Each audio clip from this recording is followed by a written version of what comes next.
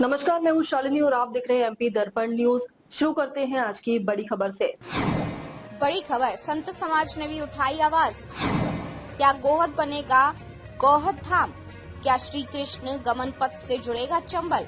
गोहद भिंड चंबल अंचल की सांस्कृतिक पहचान और धार्मिक विरासत को नया आयाम देने की दिशा में चल रहे गोहद धाम अभियान को अब संत समाज का भी समर्थन मिलने लगा है।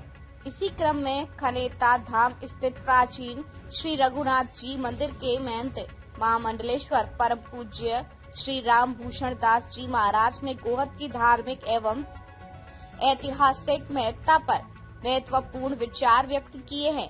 महंत श्री ने कहा कि गोहद केवल एक नगर नहीं बल्कि प्राचीन वैष्णव परंपराओं, संत संस्कृति और जन आस्था का केंद्र रहा है। उन्होंने बताया कि स्थानीय परंपराओं एवं प्राचीन मान्यताओं के अनुसार गोहद का संबंध भगवान श्री कृष्ण की गौचारण लीलाओं का भी वर्णन किया है।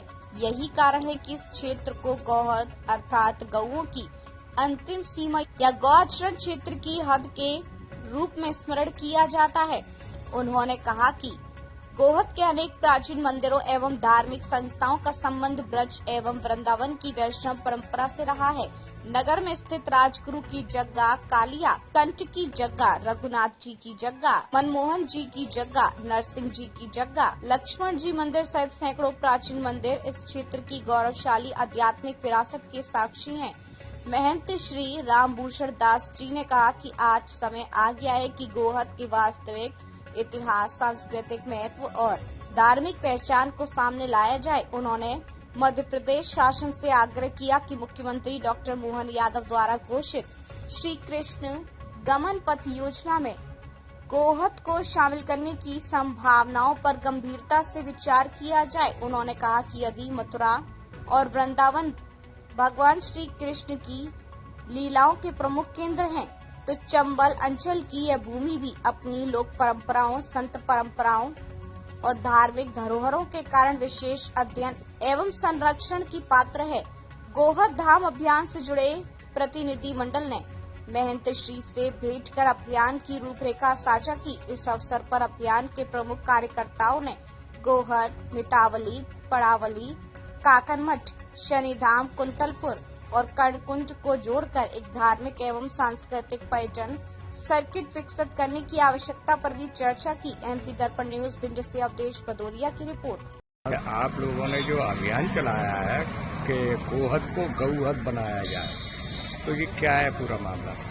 ये गोहद जैसे अभी नाम से ही वर्णित हो रहा है, गोहद मतलब गायों की हद। हमारे पूर्व में संत वगैरह के श्री मुख से भी और अपने पुराने लोगों के भी मुख से हमने सुना है कि यहाँ पे कृष्ण भगवान अपनी गौचारण लीला करने के लिए गोहद में आते थे और ये उनका सीमा थी, यहाँ से आगे नहीं जाती।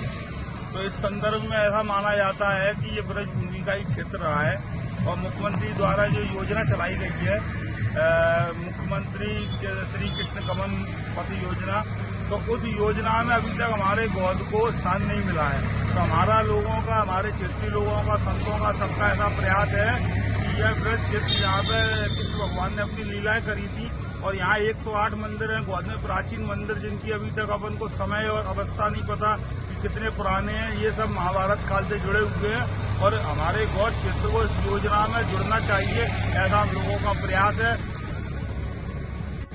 जी, ये यहाँ पर कई संतों के द्वारा सुना गया है कि भगवान कृष्ण ने गौचारण लीला का यहाँ पर वर्णन किया गया है, गौचारण लीलाएं की गई है, तो ऐसा क्या है? यहाँ वृंदावन में नंद बाबा की यहाँ 9 लाख गाय पलती थी, तो 9 लाख गाय के लिए भूमि चाहिए। तो उस आधार पर भगवान कृष्ण यहाँ तक गाय चराने के लिए आते थे, इसीलिए इसका नाम गौहद, गौवन की हद। और यहाँ पर प्राचीन मंदिर हैं, छोटी छोटी गलियां हैं, हर मंदिर के दरवाजे पर राधा रानी का नाम अंकित है और हमारे यहाँ 3 विग्रह है। जैसे वृंदावन में मदन मोहन थे, वो मदन मोहन आकर के करौली पहुंचे और वही विग्रह मदन मोहन आकर के यहाँ पर गोहद में है। तो इस परंपरा से हमारे यहाँ कालिया कंठ का भी मंदिर है और भी बहुत प्राचीन मंदिर है। तो यहाँ वृंदावन की छवि ही दिखाई देती है, तो इससे भी ज्ञात होता है कि एक वृंदावन का अंग ही श्री गोहद है। और जहाँ भगवान ने आकर के गाय चराई हो, यहाँ पर कृष्ण गौशाला भी है। तो पूरी परंपरागत यहाँ पर जो पूजा वगैरह आज भी जो वृंदावन में घंटी घड़ियाल की आवाज सुनाई देती है, वह आज भी गोहद में सुनाई देती है। सुबह 4 बजे से लेकर के रात्रि में 9 बजे तक भगवत कीर्तन, आवाज, पूजा, मठ मंदिरों में बराबर सेवा चल रही है। अंदर पुराने बाजार में भी हम देखते हैं तो खूब साधु घूमते हुए दिखाई देते हैं। तो यही ऐसा कला लगता है कि यहाँ पर वृंदावन का ये अंग है। सरकार जो भी कुछ कार्य कर रही है भगवान कृष्ण के लिए, तो उसमें एक हिस्सा गोहद का भी होना चाहिए। और हमारा वैसे तो भिंड इतना पवित्र क्षेत्र है कि यहाँ पर बड़े बड़े ऋषि हुए हैं, बड़े बड़े मनीषी हुए हैं। आज भी गोहद अंचल में बड़े सिद्ध महापुरुष हुए हैं। तो उस परंपरा से गोहद भी एक वृंदावन का अंग मान करके, और ऐसा लगता है कि यहाँ पर रथ यात्रा भी राधा रानी की निकलती है। जन्माष्टमी के समय पूरी रात्रि में धूम मची रहती है। वही वृंदावन का एक अंग होकर के सरकार को इस पर विचार करना चाहिए और हमारे गोहद की परंपरागत भगवान कृष्ण की रक्षा होती रहे, यही हम चाहते हैं। अब तक के लिए बस इतना ही। फिर मिलते हैं ऐसी ही बड़ी खबर के साथ। तब तक के लिए मुझे दीजिए इजाजत और देखते रहिए MP दर्पण न्यूज। आपको हमारी खबर पसंद है तो Instagram, Twitter, Facebook, YouTube channel को लाइक करें और सब्सक्राइब करें। ऐसे ही लेटेस्ट अपडेट पाने के लिए बेल आइकन दबाना न भूलें। धन्यवाद।